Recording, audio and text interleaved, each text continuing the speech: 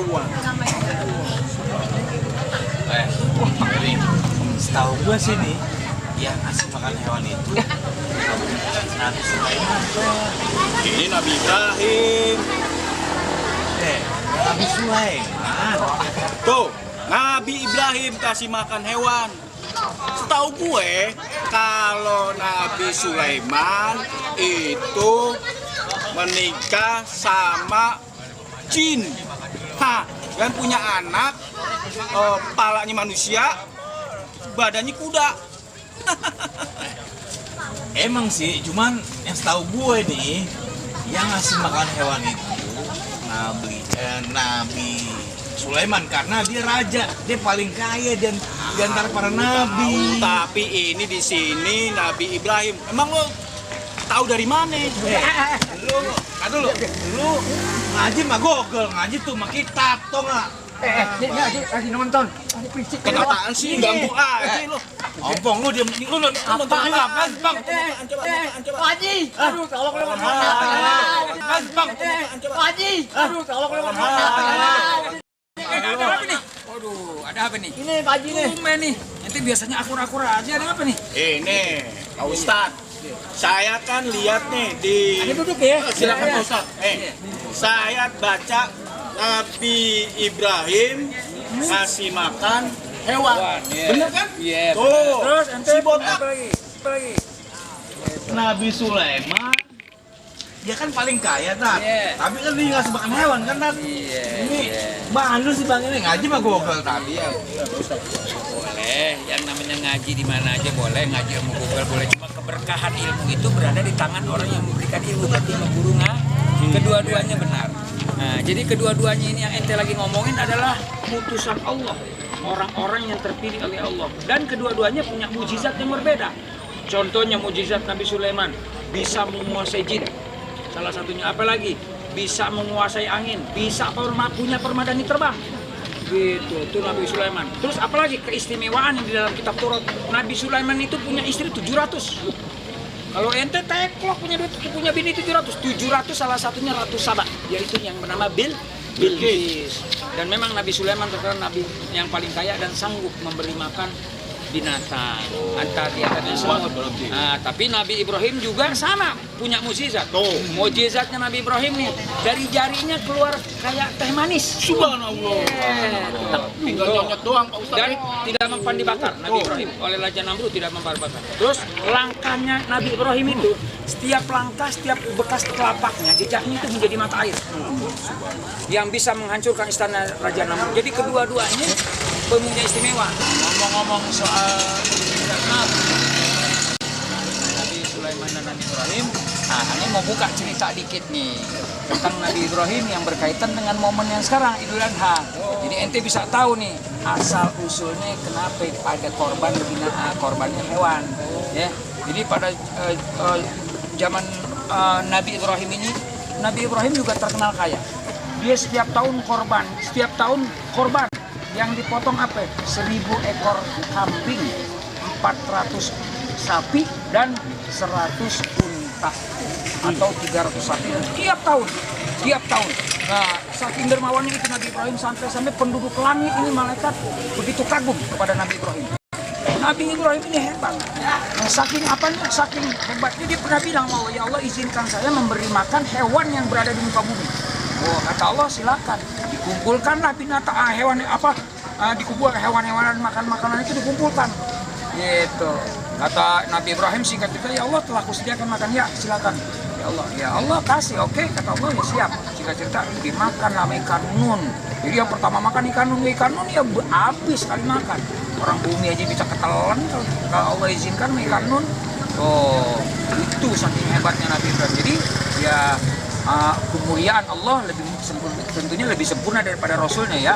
Jadi dia pengen meminta, cuma pengen Nabi Ibrahim pengen tahu begitu besar dan banyaknya makhluk yang berada di muka bumi ini. Apalagi istimewaan Nabi Ibrahim nih, dia kalau makan pasti nyari teman. Sampai jalan kaki nih misalnya ke Priuk, lu temenin gua makan yuk tuh kata Nabi Ibrahim. Kayak dia Ustaz. Makan nggak ngajak-ngajak. Lu aja gua bayarin. PA. Nah, singkat cerita Nabi Ibrahim dulu saking dikagumin para malaikat, dia ngomong tuh. Katanya kan setiap tahun dia korban, sekali lagi korban 1000 kambing, 300 sapi, dan 100 unta. Sampai dia ngomong, Ibrahim kamu begitu hebat. Apa Ibrahim mengucap? Gitu. Jangankan cuma hewan, katanya. Seandainya saja aku diperintahkan sama Allah untuk menyembelih anakku, maka aku potong leher anakku. Itu pada saat itu Nabi Ibrahim belum punya anak. Gitu, belum punya anak karena tua Nabi Ibrahim punya anak.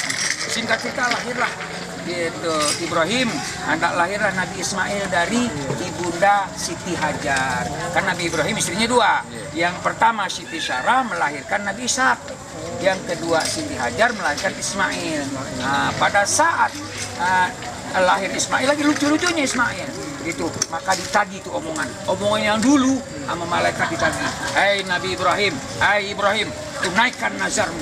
Wah, Nabi Ibrahim bingung pernah ngomong apa gitu. Dalam keadaan bingung Nabi Ibrahim, dalam keadaan bingung, tiba-tiba pada suatu malam dia bermimpi. Mimpinya itu sesuai dengan ucapannya semalam. Dengan ucapan yang pertama malaikat dan apa? Hai Ibrahim, tunaikan nazarmu, potong leher anak. Itu kejadiannya pada tanggal 8 Zulhijjah atau disebut malam tarwiyah. Kalau bahasa Indonesia dia masih mikir-mikir. Nabi Ibrahim saat itu mikir-mikir. Penasaran Nabi Ibrahim, besok malam keduanya tanggal 9 Zulhijjah diimpikan lagi dengan impian yang sama. Gitu. Hai Ibrahim, tunaikan nazarmu, potong leher anakmu. Gitu. Nabi Ibrahim baru sadar. Akhirnya itu disebut hari malam Arafah atau hari Arafah. Hari yang sudah yakin bahwa itu perintah Allah, bukan perintah iblis. Maka pada malam ketiga pun didatangi lagi dengan ucapan yang sama. Dengan ucapan yang sama, Ibrahim, potong anakku. Ya, aku akan tunaikan. Nah, disebut tanggal 10 sekarang Zulhijjah, lebaran haji tuh. Nah, dipotonglah Nabi Ibrahim. Singkat cerita Nabi Ibrahim, Nabi Ismail dibawa. Gitu. Dia mau dipotong di mana? Kejadiannya di Mina. Nah, atau di Arafah. Maka disebut hari Arafah itu kejadiannya di Arafah, di padang Arafah, dan disebut Arafah karena pada saat itu Nabi Ibrahim sudah mengetahui ini perintah Allah. Nah, jadi Arafah ini semua segala perbuatan baginda Nabi Ibrahim ini menjadi patokan umat Islam untuk pergi haji. Tuh di Arafah. Terus singkat cerita Nabi Ismail mau dipotong begitu. Singkat cerita Nabi Ismail mau dipotong gitu. Pada saat mau dipotong, Nabi turunlah pengganti dari Nabi Isa, yaitu kibas yang didatangkan dari surga. Kibas ini adalah milik Habil, anaknya Adam. Tuh dipotong Nabi begitu kibas tuh. Begitu saat dipotong diganti sudah kibas, malaikat Jibril mengucap Allahu Akbar, Allahu Akbar, Allahu Akbar. Disambut oleh Nabi Ibrahim, La ilaha illallah wallahu akbar. Terus disambut lagi Nabi Ismail, Allahu akbar walillahil hamd. Jadi ucapan takbir asalnya dari dari malaikat Jibril turun kepada Nabi Ibrahim dan Ismail. Tuh diganti dengan hewan. Jatuh pada tanggal 10 Zulhijjah. Tuh asal muasalnya tuh. Untung Nabi Ismail diganti sama kibas. Coba kalau enggak, ente enggak selamat. Dicari yang gemuk-gemuk memang, yang udah kupak. Mudah-mudahan. Jadi kita tahu nih, jadi Islam jangan cuma potong-potong doang. Ini momen-momen siapa? Gitu. Ini Nabi, semua kita mencontoh Nabi Ibrahim. Dari saat pemotongan, dari takdirnya kita, terus dari menimpuknya di jumroh. Jumroh apa? Pada saat itu mau dipotong, digoda dulu sama iblis nih. Ibu Hajar digoda. Anak kamu mau dipotong, kata Ibu Hajar, jangankan cuma anak, kalau aku pun berani sanggup kalau diperintah Allah nyawaku sebagai taruhan. Nabi Ibrahim digoda nggak bisa. Nabi Ismail terakhir digoda. Ismail, ente tahu nggak kesini mau dipotong? Apa kata Nabi Ismail? Kalau ini perintah Allah, pasti aku siap melaksanakan. Tuh, tambeng juga nih iblis. Akhirnya ditimpuk. Tuh, ditimpuk matanya sampai pecah dan buta. Nah, itu juga jadi momen pergi haji tuh. Saya juga gini Pak Ustadz, kalau ngelihat dia nih, awalnya ingin lempar jumroh. Tawa lopong, mikir lopong. Kita tahu semua momen pergi haji, potong korban, dan puasa tarwiyah dan Arafah tanggal 89, juga hari tasyrik 11, 12, 13 adalah momennya Nabi Ibrahim. Kita kita punya panutan Nabi Ibrahim diturunkan kepada Rasulullah SAW buat umatnya menjadi rukun Islam yang kelima, salah satunya pergi haji. Mudah-mudahan ente korban juga, pergi haji juga, nambah ilmu juga. Gitu.